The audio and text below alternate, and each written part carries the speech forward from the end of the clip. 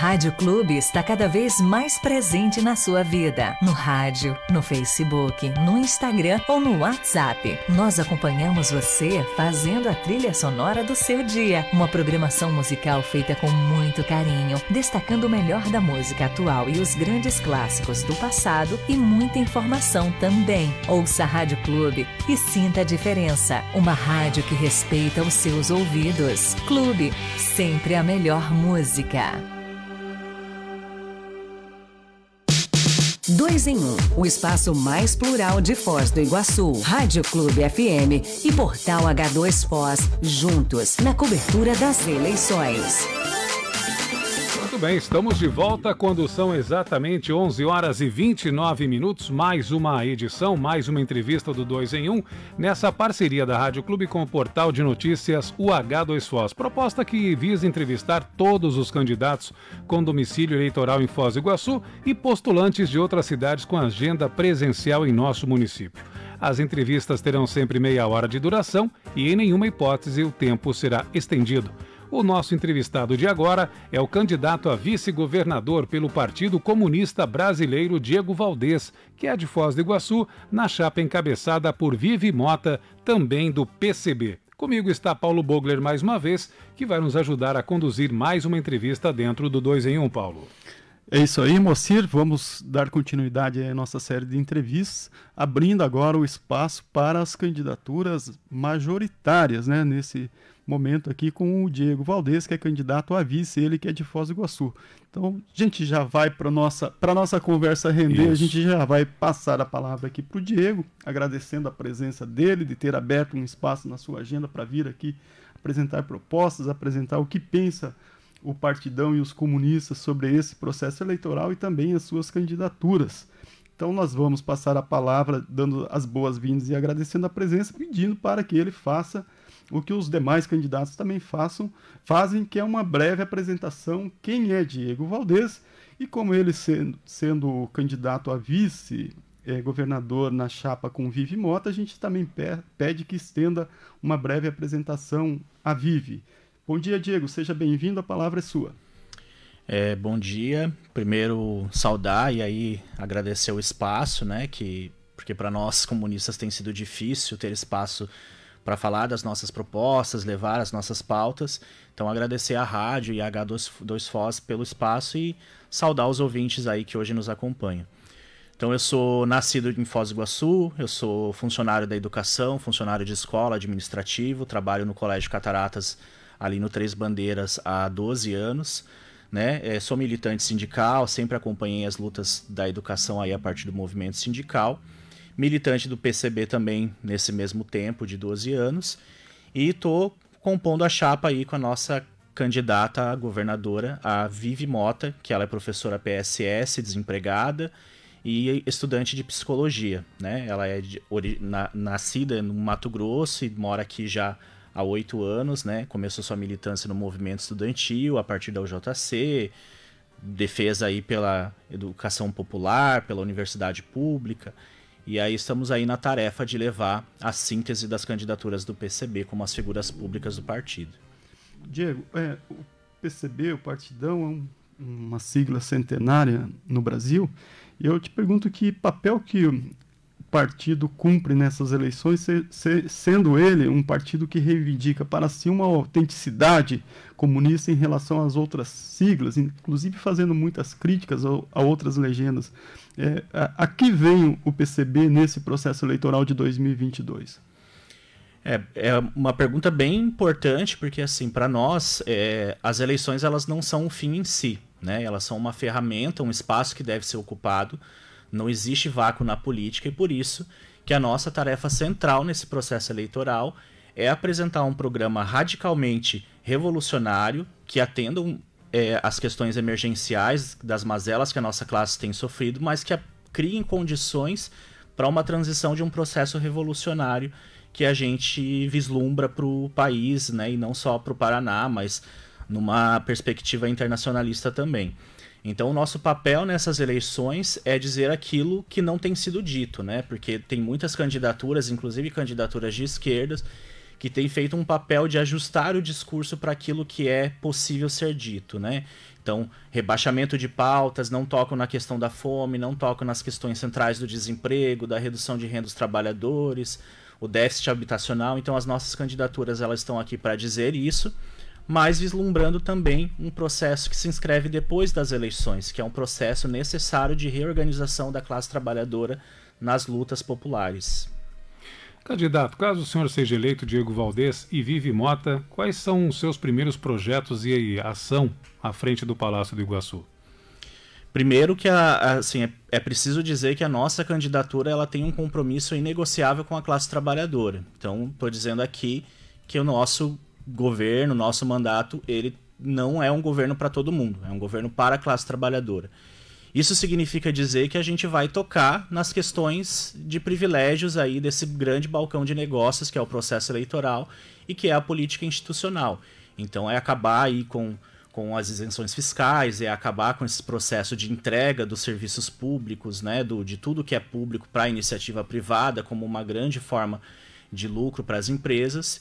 E emergencialmente tocar nas questões centrais. Aí a gente precisa falar da geração imediata de empregos através de frentes amplas de trabalhos urbanos que toquem obras, né, de infraestrutura, de saneamento, de reformas em prédios públicos. E aí também tocar na questão de renda, de moradia. Então são as questões mais emergenciais em primeiro momento. E aí tem um programa mais completo, né, que depois a gente pode jogar nas redes sociais ali para quem quiser acompanhar, para ver como que a gente vai fazer isso. Como dá para resumir um pouco para o nosso ouvinte internauta? O programa central é a geração de emprego através das frentes amplas de trabalho, urbano, de obras, criação de serviços públicos como lavanderias e restaurantes públicos, como serviços públicos, um controle do Estado, né, sobre os serviços públicos, como, por exemplo, a saúde, que hoje o Estado não se responsabiliza, né, o Estado do Paraná não se responsabiliza em grande parte do atendimento da saúde. Então é uma defesa do Estado, reestatização de empresas públicas, ampliação e fortalecimento dos serviços públicos. Em síntese, emergencialmente isso. Quando se fala em PCB, muita gente fala da questão da polícia militar, né? Vocês, né, no caso, o senhor, a sua candidata, defende a desmilitarização da polícia militar do estado do Paraná, bem como em todo o país. Como é que funcionaria? Explicar um pouco para o nosso ouvinte também. Primeiro entender assim que a questão de segurança pública, para nós, ela tem que ser uma segurança pública que atenda a classe trabalhadora. Hoje nós temos as polícias, de modo geral, elas são formadas para a defesa do patrimônio, né? E aí você tem a polícia militar, por exemplo, sendo colocada com truculência, com violência para promover despejos, né, em moradias, né? Então o Estado, embora seja um direito constitucional a moradia para toda a população, o Estado brasileiro não garante isso e coloca a polícia para despejar e violar os direitos das famílias trabalhadoras que infelizmente estão nessa condição. Então falar da desmilitarização da polícia é falar desse processo ideológico de que nenhuma polícia pode ter esse viés militar. Ela precisa ser uma polícia que atenda os interesses da população, que promova a segurança da população, né? Então, a longo prazo é também falar do fim da polícia e constituir mecanismos de segurança pública para isso, mas emergencialmente a combater, né, o genocídio principalmente da população preta, pobre, periférica, e acabar com essa lógica militarizada das polícias que passam pela militar, pela federal e também pelas guardas municipais e até instituições de segurança privada aí que tem essa lógica de truculência, de repressão muito forte.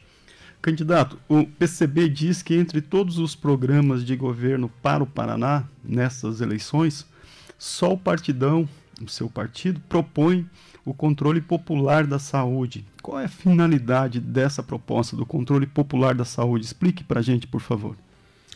A gente parte de uma premissa de que a saúde ela não é só o atendimento à doença, né? É só remediar a doença. Então, quando a gente fala de saúde pública, a gente está partindo de um pressuposto de que a saúde ela precisa passar por condições de saneamento básico, de alimentação, de lazer, seguridade social, de moradia.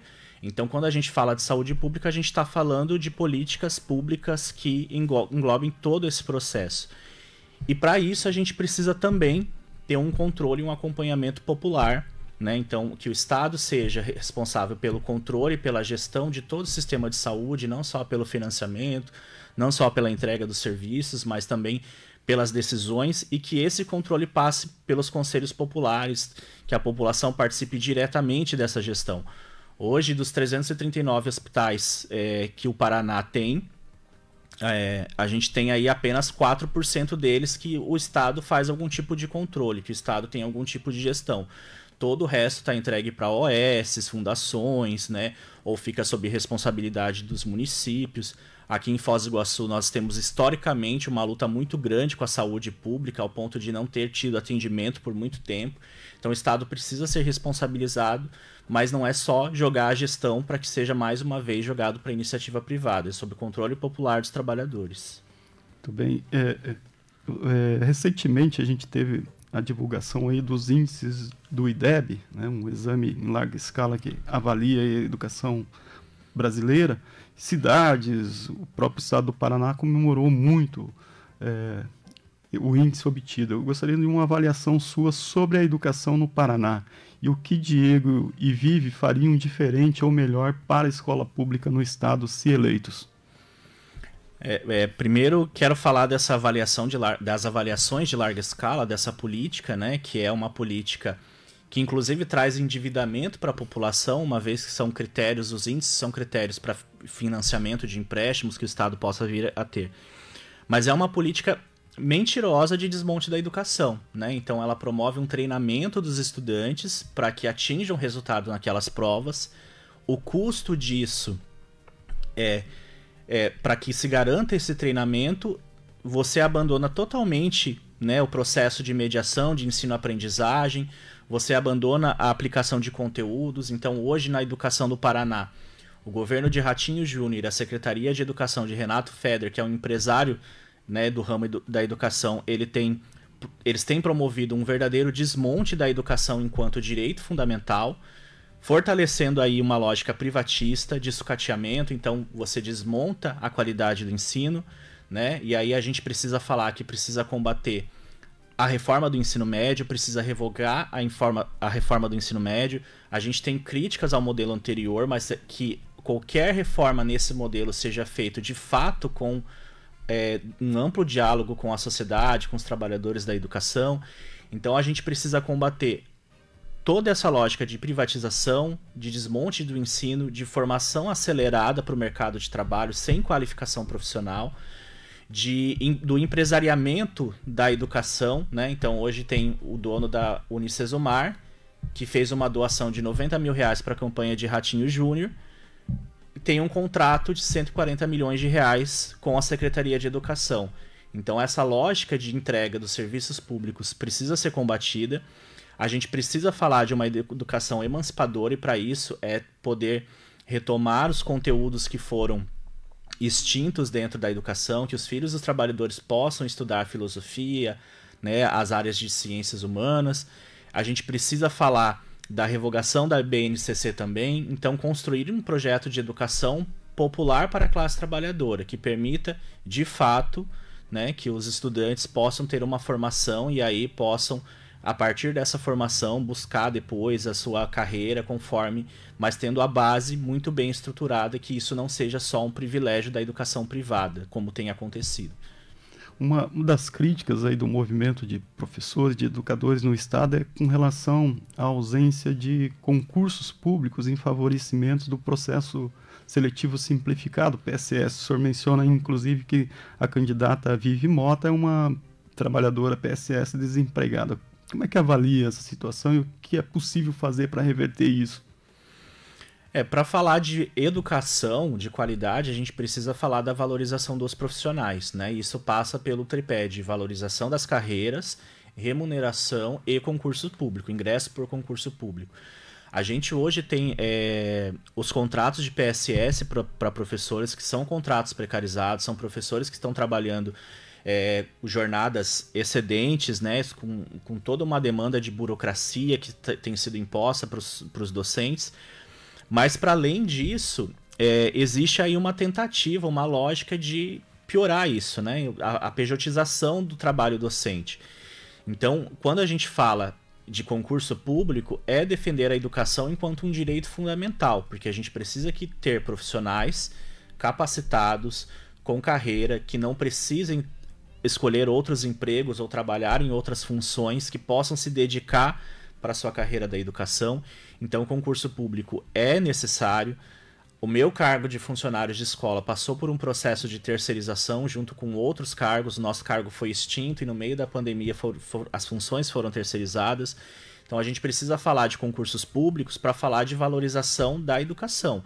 Não adianta a gente dizer que um profissional PSS, e aí aqui eu não estou dizendo que o PSS é menos qualificado que um professor efetivo, mas esse professor que não pode se dedicar exclusivamente, que precisa dar aula em 6 escolas no mesmo dia para poder ter as suas contas pagas, ele não tem condições materiais de dar uma aula com a mesma qualidade. Então a gente precisa sim de falar de valorização profissional para falar de defesa da educação, e aí é realizar concursos públicos para recompor os cargos que já estão ociosos aí há décadas. O último concurso para o magistério foi em 2013, o último concurso para funcionários de escola foi em 2006, né? Então tá faltando gente para trabalhar na escola, e quando falta gente para trabalhar na escola é o aluno que deixa de ser atendido. Uma bandeira que seu partido defende nacionalmente é levada aqui também no estado do Paraná. Como seria a redução da jornada de trabalho para 30 horas semanais? Isso não poderia gerar desemprego ainda maior entre a população? Não, pelo contrário, assim, a gente entende que a redução da jornada de trabalho é como uma bandeira obrigatória, e aí é que a gente não faz isso só pelo Paraná, mas entra nessa briga nacionalmente.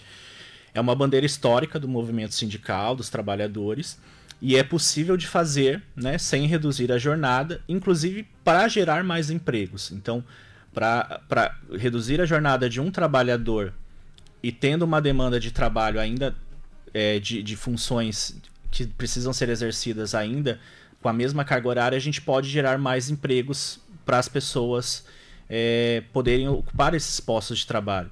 Então, quando a gente fala da redução, a gente está falando também do tempo para lazer, para cultura, para estudo, que são um tempo necessário que hoje a jornada de trabalho que nós temos não permite a maioria dos trabalhadores terem. Inclusive, trabalhador lá que mora no bairro, que precisa ir no seu culto religioso, na sua igreja, às vezes deixa de frequentar a sua religião porque não tem acesso a isso. Então, falar da redução de trabalho é gerar emprego imediatamente, mas para isso também é associar a uma política de geração de empregos e de combate, de revogação das reformas que estão colocadas. A gente precisa falar da revogação da reforma trabalhista, que hoje ela só privilegia o negociado, então os trabalhadores estão indo para jornadas de trabalho sem proteção de legislação, sem garantia de renda. O Paraná, nos 2 últimos anos, teve uma redução média aí de 10,6% da renda do trabalhador. Então, a defesa da redução de jornada de trabalho é falar de melhores condições de trabalho, de melhores condições de remuneração. É possível fazer e é uma medida emergencial de geração de emprego. Muito bem. Muito bem, candidato. Vamos falar um pouco da política a nível de estado do Paraná. Hoje o Paraná tem 9 concorrentes ao governo, incluindo Roberto Requião, ex-governador, e o atual governador, que é Ratinho Júnior, que busca a reeleição. Qual a avaliação que o senhor faz desse cenário? A gente sabe que há em alguma medida, uma polarização entre esses dois nomes, né, assim, das preferências da população, assim, né. E a nossa avaliação é que, infelizmente, né, são candidaturas que, com roupagens diferentes, defendem o mesmo projeto. Então, é a troca da gestão do projeto do capital.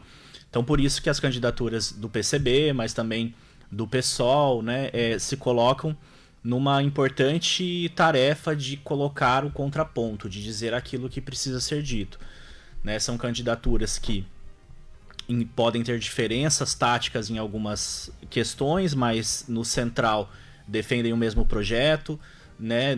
A gente não pode admitir uma candidatura de trabalho que se alega como uma candidatura de trabalhadores, mas que não toca nas questões centrais. Então, reduzir o discurso para aquilo que é possível, fazer uma defesa abstrata da democracia, sem dizer como que isso vai se dar na prática, sem tocar nas questões centrais aí da classe trabalhadora. Então, a nossa avaliação é que são candidaturas com roupagens diferentes. A gente sabe que, para nós, nesse momento, Ratinho Júnior é o pior candidato, e falando também enquanto servidor público, né? Porque ele está literalmente vendendo o Estado por fatias. E para combater isso, a gente não avalia que é só depositar o voto na urna. A gente vai precisar de mobilização popular. Então, deixar um chamado para a organização popular aí para enfrentar essa política com roupas diferentes, mas a mesma política. Fala também da Câmara Federal, né? O PCB lançou 2 candidaturas à Câmara Federal, os professores Tiago Ferraiol e Vanessa Cristina. O senhor pode fazer uma breve apresentação e explicar a razão do partido priorizar o Congresso Nacional? A gente prioriza o Congresso Nacional pelas lutas aí que a gente tem, né? A gente tem lutas muito pontuais que precisam ser tocadas aqui no Estado, mas entende também que essas lutas passam por um alinhamento de agenda nacional. E aí, para fazer esse enfrentamento, a gente prioriza esse processo. O professor Tiago Ferraiol, ele é professor da UEM, né? Ele é de Maringá, é um jovem trabalhador também da educação, tenho aí como pauta central aí a defesa da universidade pública, e aí tem tocado nas questões aqui do Estado, como a revogação da LGU, a autonomia da universidade pública, tem feito uma grande denúncia aí do processo de desinvestimento que as universidades estão sofrendo pelo governo do Estado.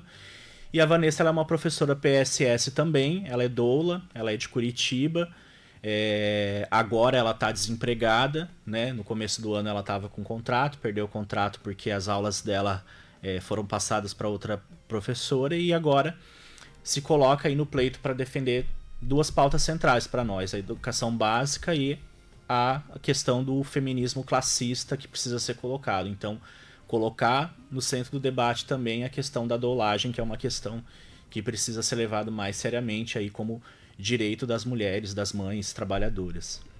Diego, o Partido Comunista Brasileiro tem candidatura própria, uma candidata ao Palácio do Planalto. Por que Sofia Manzano para a presidência do Brasil? Sofia, ela apresenta um projeto, né, que é uma síntese de um programa que é construído por muitas mãos, né, não só da nossa militância do partido, mas também apoiadores. É um programa construído pela classe trabalhadora.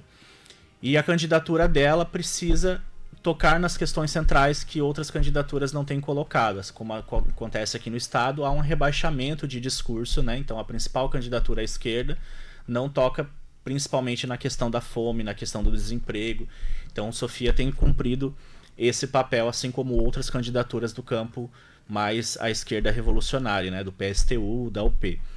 E Sofia, porque a gente precisa parar de escolher o menos pior, né? Então a gente tem que ter voto de projeto, afirmar o voto no PCB, no 21, na Sofia Manzano, na Vivi Mota, é afirmar o projeto que a gente defende, o projeto que a gente quer construir.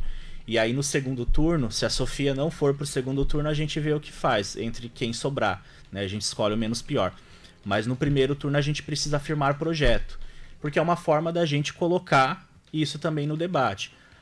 A pauta da redução da jornada de trabalho, mas também a pauta da lei de responsabilidade social, da auditoria sobre o processo aí de isenções fiscais que os estados e municípios dão aí às grandes empresas. São pautas que o PCB tem colocado, né, mesmo sem tempo de televisão, mesmo sem o mesmo espaço, mesmo sem financiamento, e tem sido comprado nacionalmente, porque dialoga com as demandas da classe trabalhadora.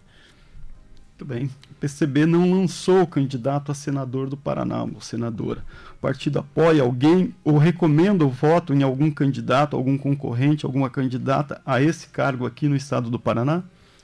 Nós não lançamos candidatura, não estamos apoiando nenhuma candidatura específica, né? Ainda estamos em debate sobre o tema, mas a gente recomenda o voto em candidaturas que sejam comprometidas com as demandas da classe trabalhadora, e isso não pode ser só no momento das eleições, que sejam candidaturas que de fato construam os movimentos populares e que sejam descomprometidas com a lógica da conciliação de classes.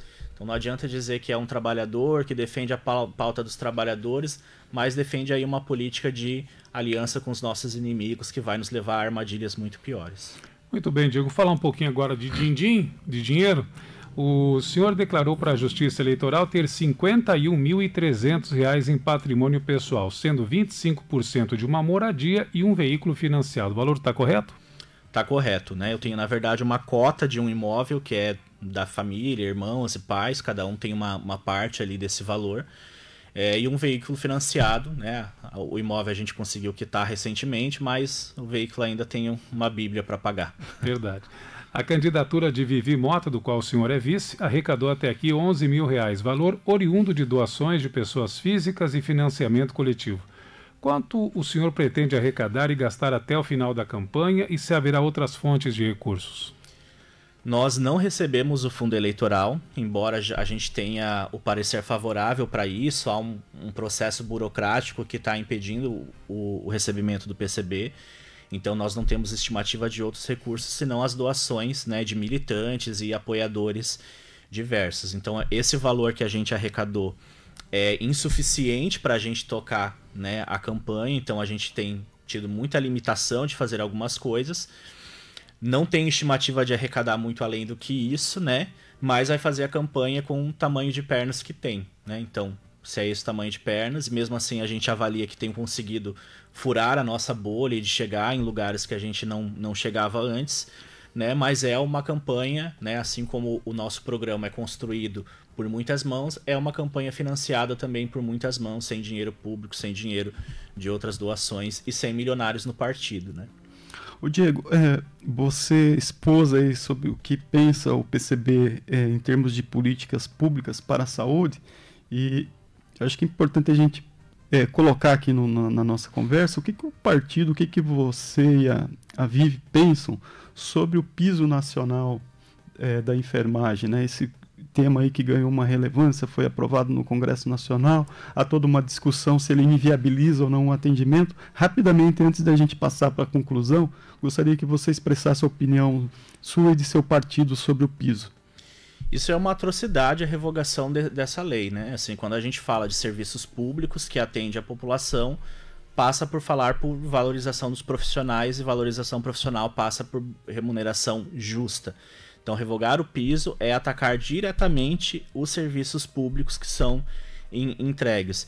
E aí, sobre essa narrativa, né, de que isso vai inviabilizar os serviços públicos, assim, a mesma narrativa foi usada com o piso nacional do magistério, né? Se você puxar um pouco mais na história, quando fala da consolidação das leis do trabalho, também ia ser um crime, o 13º salário também ia quebrar o país.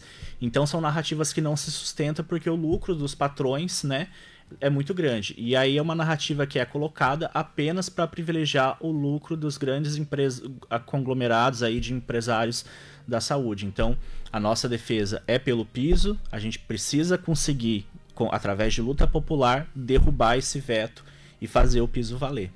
Muito bem, agora sim a gente pede a sua conclusão, a sua última palavra aí, que se dirija aos eleitores de Foz do Iguaçu e da região, aos ouvintes aqui da rádio, e também todas essas informações estarão depois lá no portal H2Foz, que você tem aí o seu tempo para se dirigir mesmo ao eleitor e fazer essa palavra final. Aqui um espaço democrático, você pode apresentar os números das candidaturas, as suas preferências, as candidaturas com quem o partidão está trabalhando e projetando. Enfim, o espaço é seu em 3 minutos, Diego Valdez.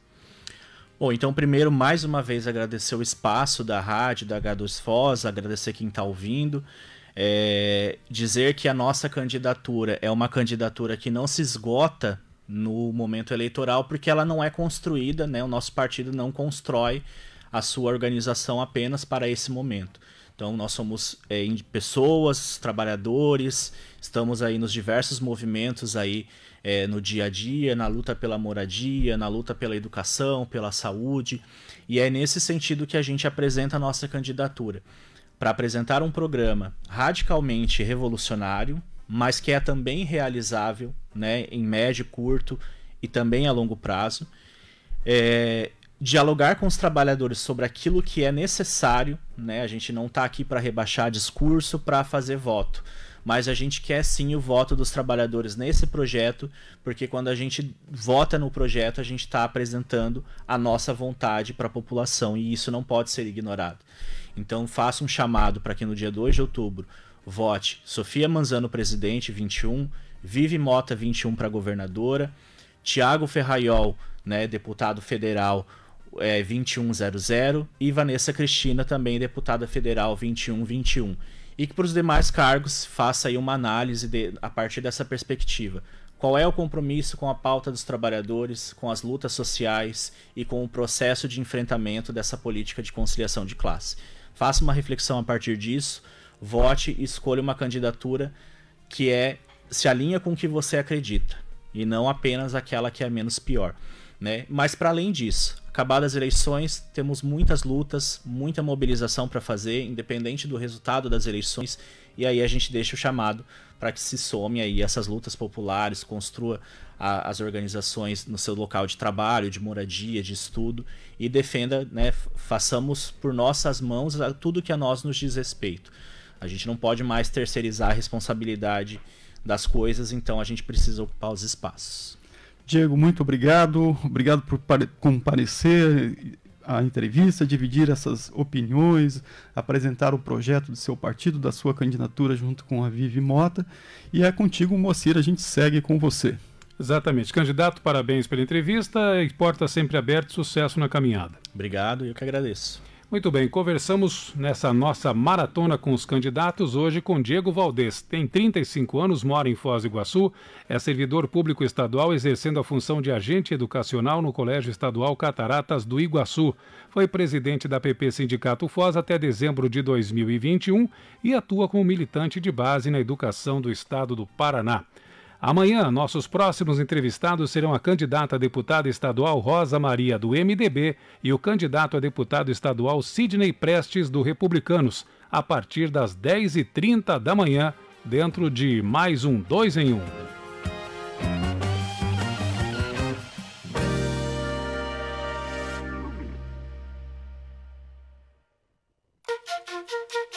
Dois em um, o espaço mais plural de Foz do Iguaçu, Rádio Clube FM e Portal H2 Foz, juntos na cobertura das eleições. 2 em 1. As eleições 2022. Parceria Rádio Clube FM e Portal de Notícias H2 Foz. Entrevistas ao vivo com os candidatos a deputados estaduais e federais e suas pautas para Foz do Iguaçu e região. Segundas, quartas, sextas e sábados, às 10h30 da manhã. Ouça no rádio em 100.9 FM e assista ao vivo pelo Facebook. Portal Rádio Clube e H2 Foz. Hospital Veterinário Pronto Dog. Estrutura completa para atendimento em diversas áreas. Oftalmologia, vacinação, internamento, UTI, cirurgias, exames laboratoriais, diagnóstico por imagem e muito mais. Em anexo, loja com mais de 2.000 itens destinados para o seu pet. Pronto Dog. Atendimento 24 horas, inclusive aos domingos e feriados. Rua Marechal Deodoro, 715, Centro. WhatsApp 45 99991 3335. Responsável técnico Dr. Luiz Carlos Dembogurski, CRMV Paraná 2195. Pronto Dog, 30 anos de tradição em Foz do Iguaçu. Terça é dia de feira no Ítalo, aproveite! Laranja pera, quilo, 1,89. Melancia inteira, quilo, 1,39. Chuchu ou repolho verde, quilo, 1,99. Cenoura, beterraba, batata doce roxa ou cabotiá, quilo, só 2,49. Batata Mona Lisa ou tomate longa vida, quilo, 2,99. Já registrou sua cartela? Baixe o nosso aplicativo agora mesmo. Cadastre, junte e colecione as frigideiras assinadas pelo chefe Henrique Fogaça. Ítalo, do seu jeito.